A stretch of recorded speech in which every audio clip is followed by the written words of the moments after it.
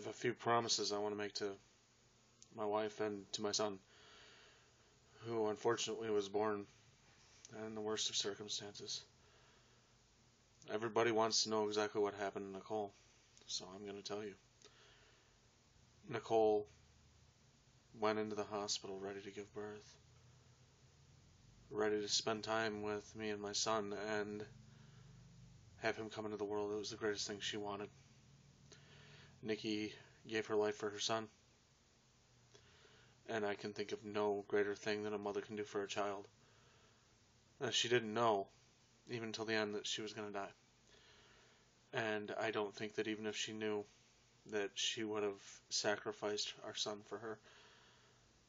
I asked her the night before if I had to make a choice between her and my son, and I chose her. Would she hate me? She said she didn't know. Fortunately, God did not put that decision on my shoulders. I never wanted to choose between the two of them. I didn't have to. At about 8:17 or a little bit earlier in the morning, they broke Nichole's water. They started her on a Pitocin drip, and everything was going well. At about 9 o'clock, or 5 to 9, I'm not sure exactly, I couldn't tell you the exact time, Nikki started having chest pains. I told her it was a result of the induction drug, which they told us it could have been. And Nikki had preeclampsia and was in an inordinate amount of pain. One thing they didn't give her was any pain drugs for this because they couldn't. And she had never really experienced the full weight of contractions, and she believed that that was just the way it was supposed to be. So did I. She started gagging. The last thing she said to me verbally was that she was going to throw up, and I started looking for something for her to throw up, and I actually got scared for the first time in my life. After she stopped coughing, she started to fade. I walked over to my wife, got right by her, grabbed her hand. I told her I love her, and she nodded, didn't have the strength to speak. And I asked her, I said, "Can you do one thing for me, honey? Can you open your eyes for me?" And she did, and she looked right at me. It didn't last long because she closed her eyes again. And they came in, they noticed that the fetal heart rate was dropping, and his pulse oxygen dropped below 70. He lost blood flow. I asked Nichole if she understood what they were saying. She nodded. She knew she was going for a C-section. And the thing that I said to her was, "I can't go with you," not knowing what I meant. Nichole was taken to the OR.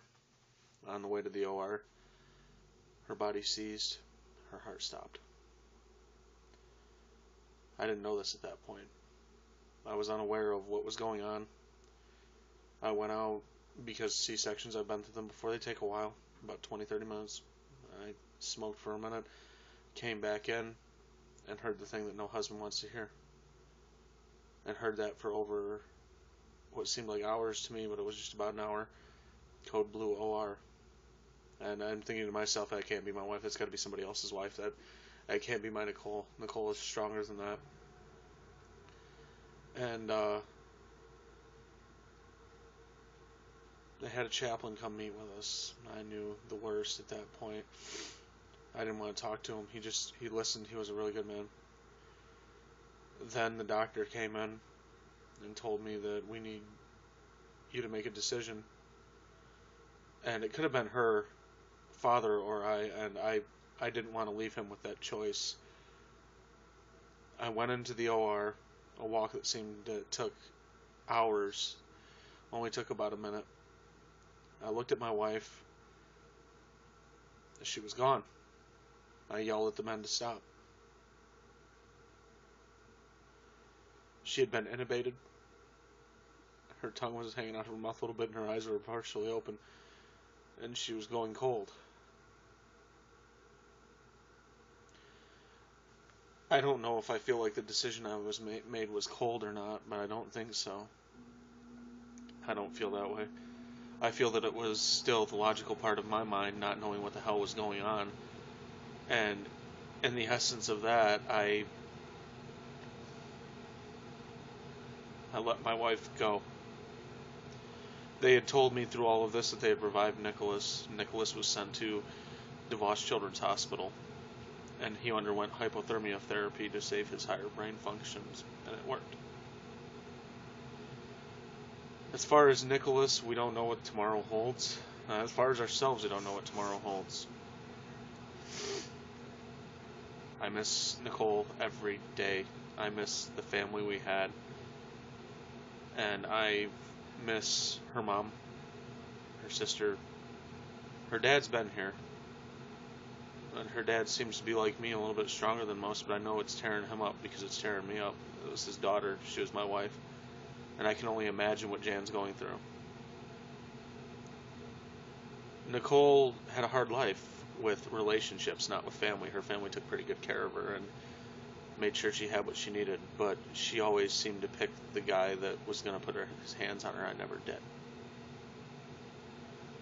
I would yell and scream and she would get so afraid, and I couldn't do that. I don't understand how any man can look into the eyes of his partner or his wife and put his hands on them, seeing the fear that they feel. I have no respect higher than I have for my wife because of what she did, the sacrifice she made, not even knowing she was making that sacrifice, knowing that even if she knew, she would still have done it. Nicholas is alive because of my wife. She believed Nicholas was the completion to our family. When she got pregnant, we planned him, but I was pressured by a lot of people from my side of the family to give her a child because of what she had given me. That's not your fault, Mom. It's not anybody's fault. Oh, my kids just got home. I'll talk more about this later. End of vlog.